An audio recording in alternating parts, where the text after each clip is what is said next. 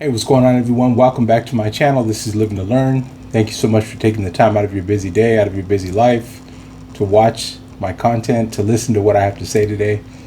I just want to thank you for that. I also want to encourage you to subscribe to the channel if you haven't done so already.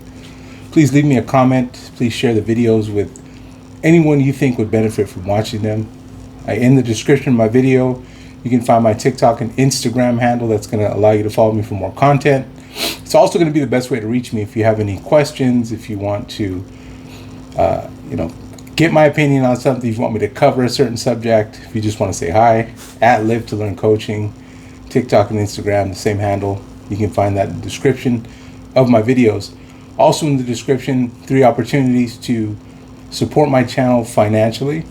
Now, it's not something that everyone is going to be able to do, but I want to thank those who have been able to do so. It really does mean a lot that you put your hard-earned money toward this channel and what it represents. It shows me that you really do believe in what I'm doing here, and that means a lot to me, because I'm not doing this for myself, in as much as I'm doing it for whoever can benefit from what I share on my channel. So thank you, and a big shout out to those of you who have already been supporting my channel financially. I really appreciate it. Now let's get started. We finished up a series last week, going into a new one this week, and kind of along the same line, in that same theme. One thing I've noticed, and again, when I say notice, I'm talking about whatever my limited awareness is, whatever my capacity allows me to see, allows me to understand, allows me to perceive, in social media, in real life, in my social circles. What I've been noticing a lot, especially this year, and maybe because it was an election year, maybe because we've got a new president in the White House, maybe because things are just a lot more in your face than they were, let's say 15, 20 years ago. And I just mean information. Things come faster to us nowadays than they used to. And it's going to continue to be that way in some form or another. But what I have noticed, what I've been kind of in tune with, is struggle. People experiencing crisis.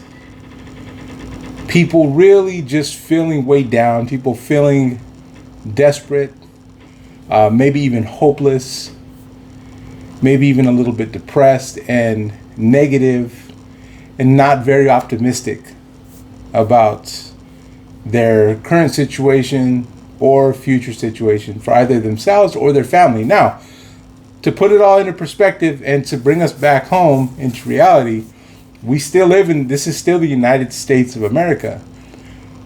These are still, for the most part, that all of us are dealing with, quote unquote, first world problems. Meaning, if we went to a third world country and we saw what crisis looks like to them, most of us wouldn't be able to handle that. Most of us would have our minds blown. Most of us would be begging to get back to our lives over here.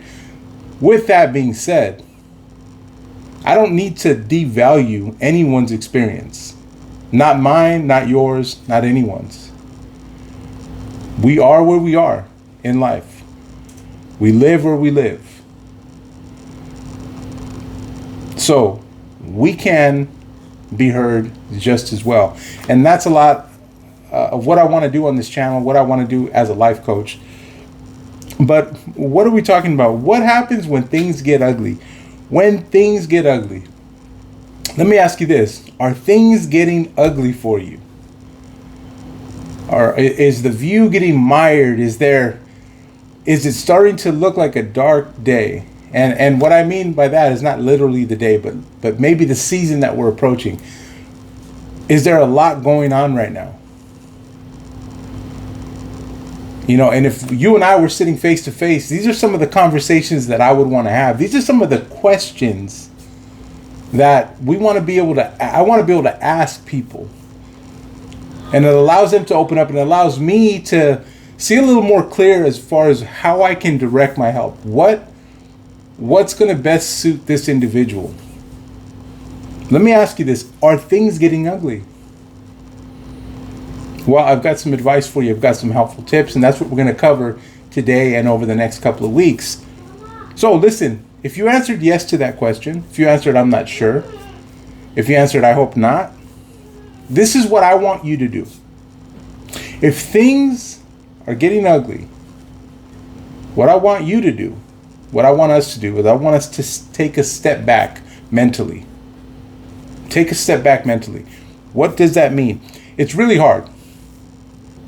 You're like, well, geez, man, thanks for the thanks for the encouragement. I'm not trying to discourage you. I'm trying to be real with you.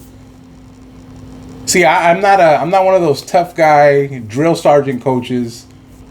I'm not here to cuss you out. I'm not here to beat you down with my words and act like that's me showing you love, when really it's just my own struggle to communicate. That's not the type of person that I am. And I don't like that, and I don't communicate that way. But we've got to tell each other the truth or nothing gets fixed. So I'm going to tell you straight out, this is really hard to do. It is tough, but it's worthwhile.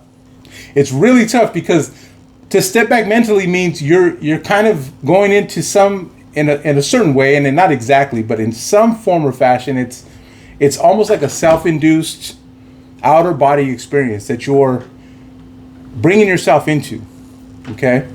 But that's the first thing we got to do.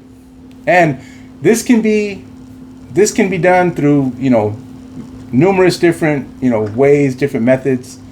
You can meditate, you can pray. There's a lot of different things that will calm our mind, allow us to kind of get into this state of taking a step back mentally. I'm not here to focus on how you do it. It's not very important to me. It's just that we do it and that we prioritize that. Because when things get ugly, the first thing we need to do is we need to take a step back mentally.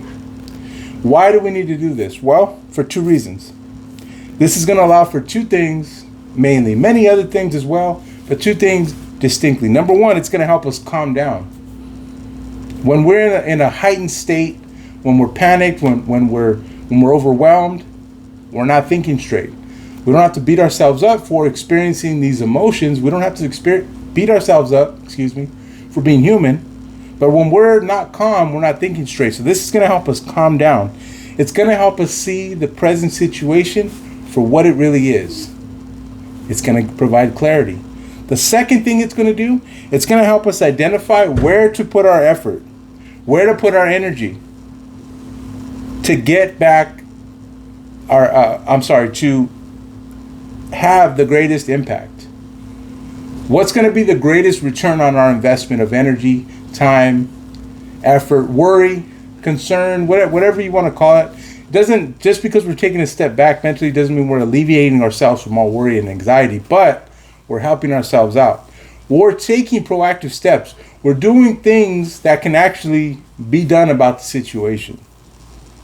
So why is this important to take a step back mentally? Number one, it's going to help us calm down, see the present reality for what it really is. Number two, it's going to help us identify where to put our effort and energy, where our time, our thought, our efforts, our actions, where those things are going to be the most well spent. Because we could waste our energy on things that we can't control, and we can expend it on all these other things, when in reality, if we would have just taken it all, focused it in one area, we'd see things get done a lot better. So that's what I have to share with you today. I hope that this has been helpful.